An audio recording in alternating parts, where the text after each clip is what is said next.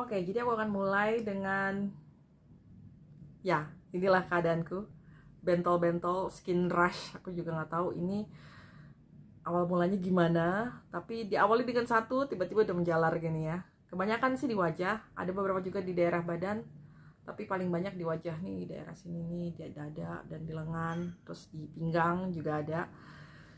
Setelah mulai merasa terganggu karena penampilan terganggu dan ini juga rasanya gatel banget, akhirnya aku memutuskan untuk berobat ke dokter karena aku udah coba sendiri dengan krim yang aku punya dan pakai minyak tawon segala macam untuk meredakan gatalnya, ternyata tidak membantu.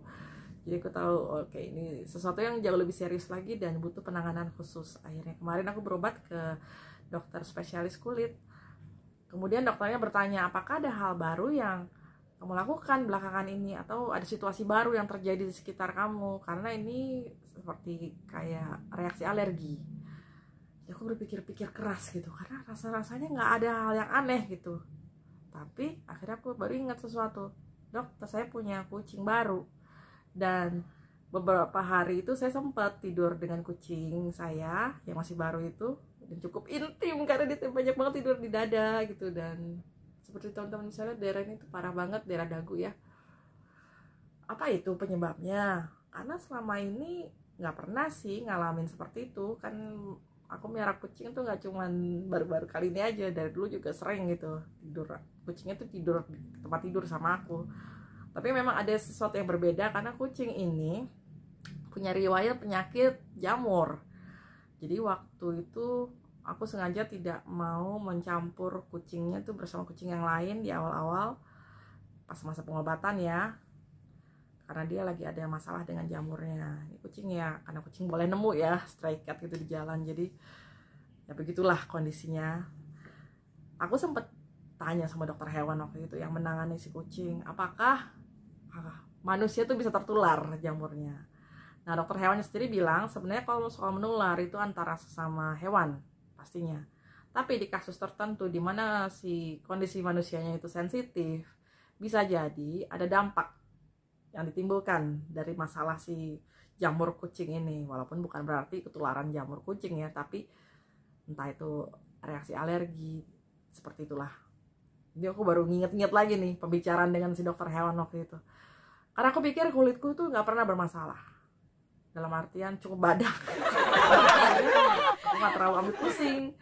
Waktu kucing itu udah selesai dimandikan jamur pertama kali, abis itu ya dia tidur sama aku gitu. Karena aku ya pengen apa ya, dia gak terlalu banyak kontak dengan kucing lain yang udah ada. Jadi dia diisolasi di dalam kamar tidurku. Otomatis kami menghabiskan waktu banyak bersama. Dan tiap malam tuh itu hobinya tidur ngeringkel di bawah dagu sini nih, di bagian leher. Ini juga kucing kecil ya, masih mencari kehangatan ibunya mungkin. Jadi yang ku ingat sih yang agak berbeda ya hanya itu. Akhirnya aku bilang sama dokter kulitnya, ya udah mungkin seperti itu. Memang tidak pernah ada tahu persis apa yang penyebabnya karena reaksi alergi itu bisa bermacam-macam teman-teman. Tapi intinya ini harus diobatin. Jadi kemarin itu aku diresepkan 3 jenis salep, banyak banget. Oh ya, sebelum pakai salep ini di dokter juga udah di treatmentnya. Jadi ditotol-totolin di daerah yang merah-merah.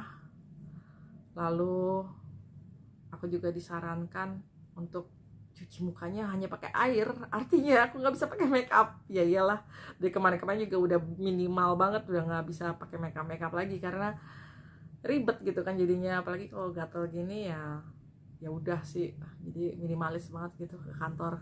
Setelah kemarin itu berobat, aku diresepin 3 jenis krim, salep, krim.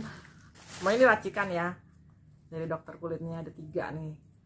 2 krim ini dipakai 2 kali sehari. Jadi pagi dan malam. Pagi itu kalau misalnya baru bangun, baru selesai mandi pagi gitu ya. Terus yang ini salah kebalik. Ini sama ini. Yang ini 4 sampai 10 kali sehari. Banyak banget, aku udah pusing karena dokter bilang ya ini memang harus dipakai lebih sering, apalagi kalau misalnya kita keringetan atau apa. Jadi sehari-harinya tuh nanti tiap 2 jam ini mesti diolesin di daerah yang bermasalah. Syaratnya nggak boleh dalam keadaan basah kulitnya atau berminyak. Jadi disarankan sih di tap aja gitu pakai tisu, karena aku sempet concern juga kok kotor gimana kan, kalau seharian kita di luar kan ada debu nempel dan lain-lain. Ya dibasuh pakai air nggak apa-apa, tapi dalam keadaan dioles itu kering, tuh syarat itu aja sih. Dan ini harus dilihat di 2 minggu ke depan apakah akan ada perbaikan atau tidak. Sebenarnya sih aku berharap banget tidak ada perbaikan, karena nggak enak banget gitu loh, gatel banget itu rasanya. Dan kalau malam ya aku juga nggak tahu nih, kayaknya aku harus tidur pakai sarung tangan nih, karena kan tanpa disadari kadang-kadang suka garuk-garuk gitu ya. Ini mengingatkan masa-masa cacar air zaman dulu, tau sih, waktu udah mulai mateng itunya ya, bontol-bontolnya tuh kan nggak tahu, luar biasa. Nggak tahu deh teman-teman ada yang masih ingat nggak masa-masa cacar air. Kalau buatku itu udah puluhan tahun silam, karena waktu kejadian tuh aku masih kecil, tapi aku masih inget gatel lagi sampai sekarang. Jadi itu rasanya seperti itu. So aku hanya berharap semoga ada progres. Jadi ini muka berminyak banget ini karena aku tadi udah oles yang pagi ya, jadi tiga krim ini aku pakein. Nanti sepanjang hari kita lihat lagi, tiap 2 jam aku akan coba olesin yang mesti diolesin sering-sering itu. Aku sempat protes sama dokternya, dokternya bilang ya saya juga maunya sih dalam 1 jar gitu loh kelar, tapi ini nggak bisa, memang racikannya begitu. Oke, jadi kita nurut aja ya. 2 minggu ke depan aku akan update lagi apa yang akan terjadi. So kalau teman-teman merasa kepo atau mungkin ada yang punya pengalaman serupa dengan aku dan ingin tahu perjalananku, ya udah, stay tune. Take care everyone. Bye bye.